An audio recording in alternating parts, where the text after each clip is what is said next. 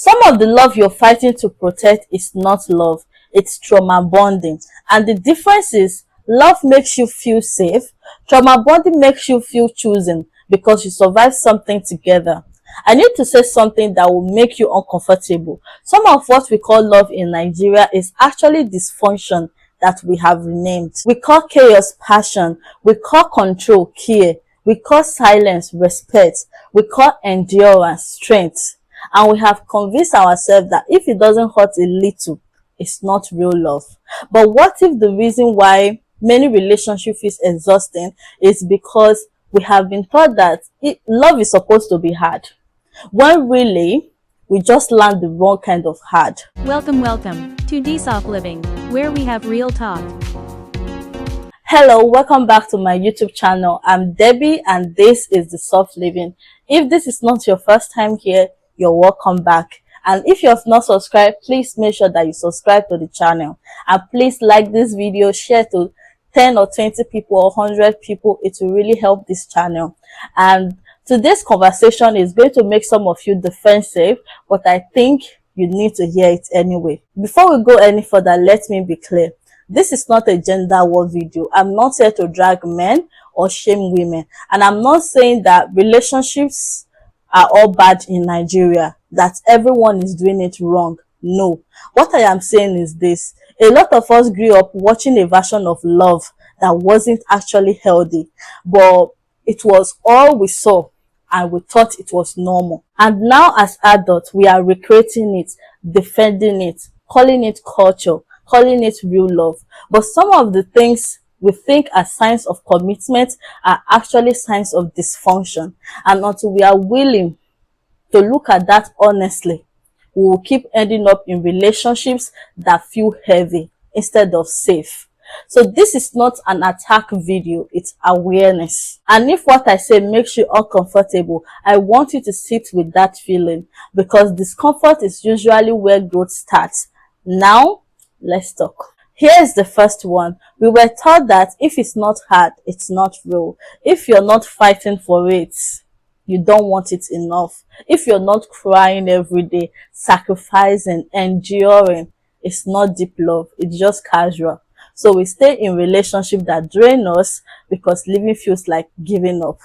We tolerate things that hurt us because walking away feels weak. And we convince ourselves that love is supposed to be painful. But let me ask you something. Who taught you that? Was it your parents who stayed together for the kids but barely spoke? Was it the aunties who said marriage is not easy but for endurance? Or was it Nollywood movies that women will suffer for 90 minutes and then the man will finally change in the last scene? Because here is the truth. Suffering is not proof of love. It's proof that something is wrong. Real love should make you feel lighter, not like you're carrying a burden. We have learned to accept money as a replacement for emotional presence. A man provides financially, pays rent, sends money, buys things for you, and we are told that is love. He's a good man, Savannah. He's a good man.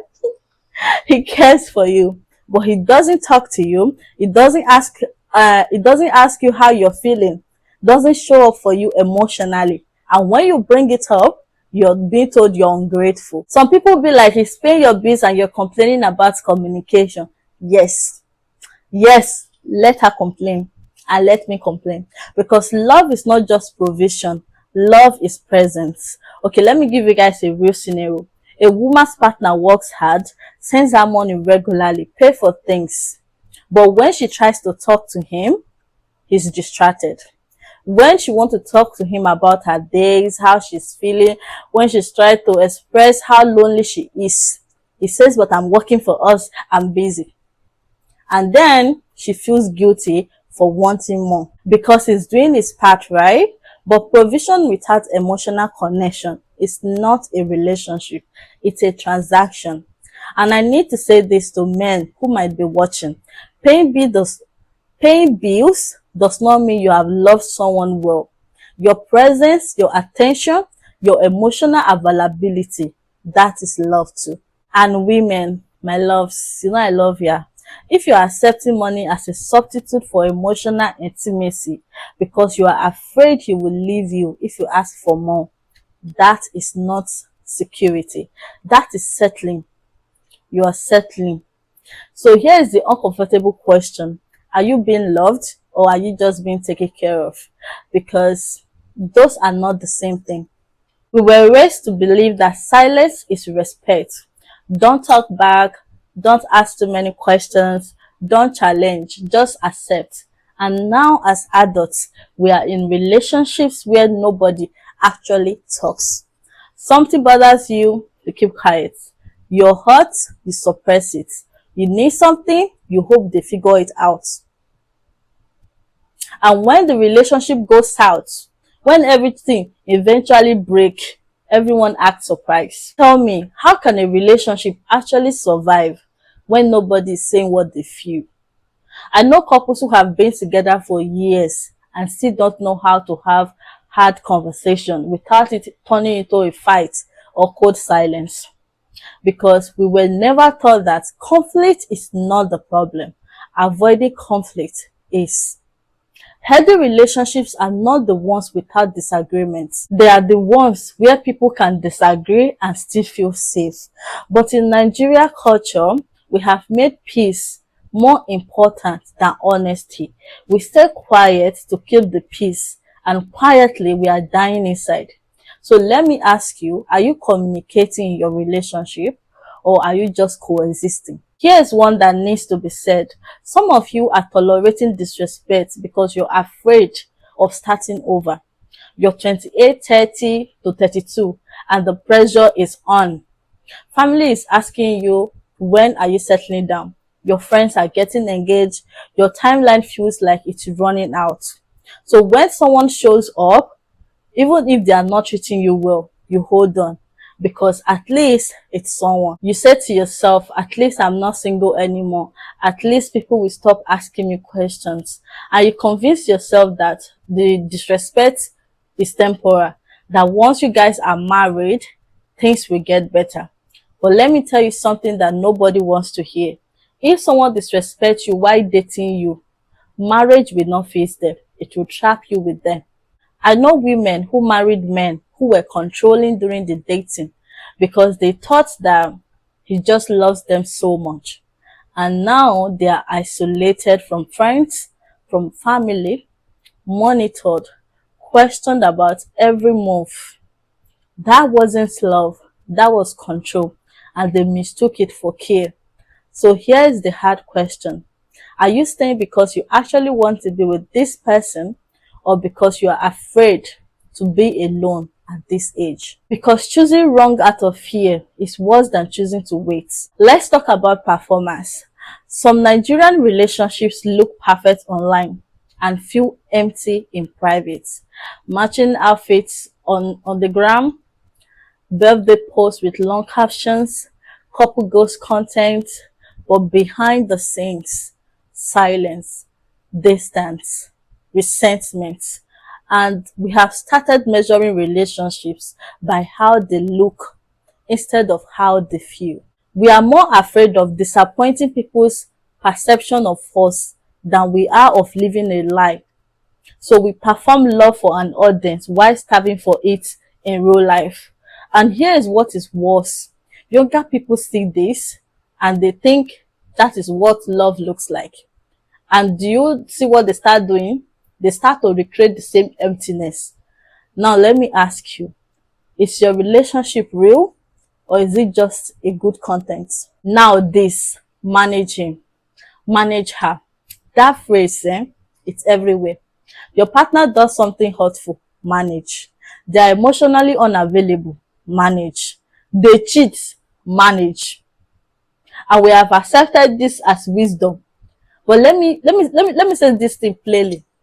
Love is not management. You're not a project manager in relationship. You're not supposed to spend the rest of your life managing someone's immaturity, managing their ego, managing their emotional instability. You have to constantly lower your expectations, ignore your needs, and shrink yourself just to make the relationship work. That is not love. That is exhaustion.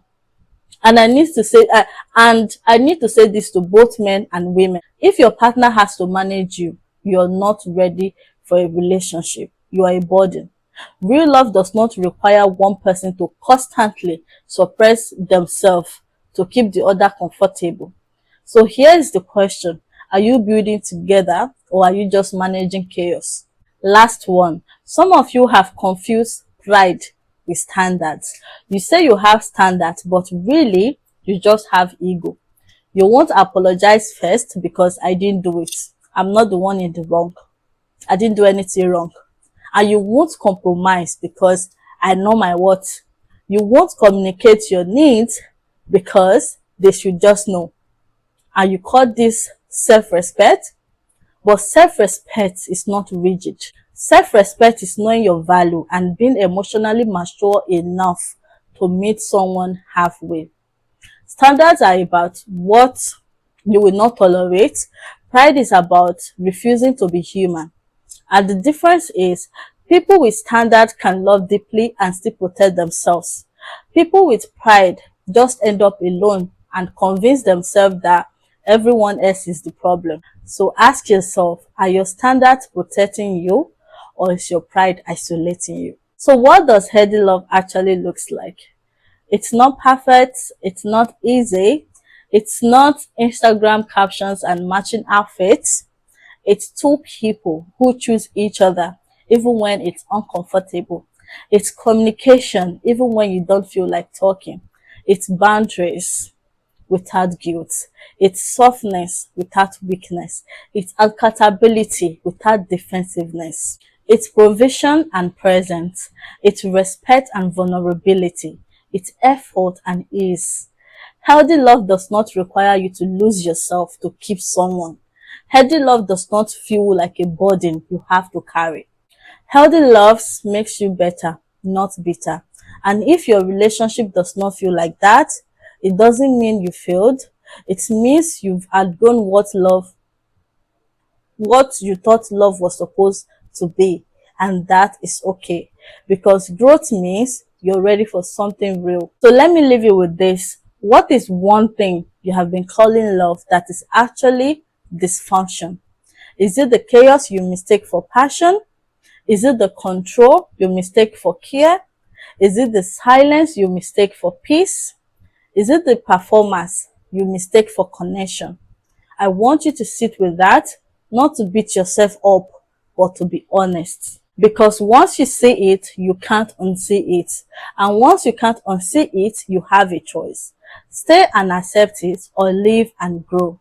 Tell me in the comments, what's one thing about relationships in Nigeria that we have normalized that shouldn't have?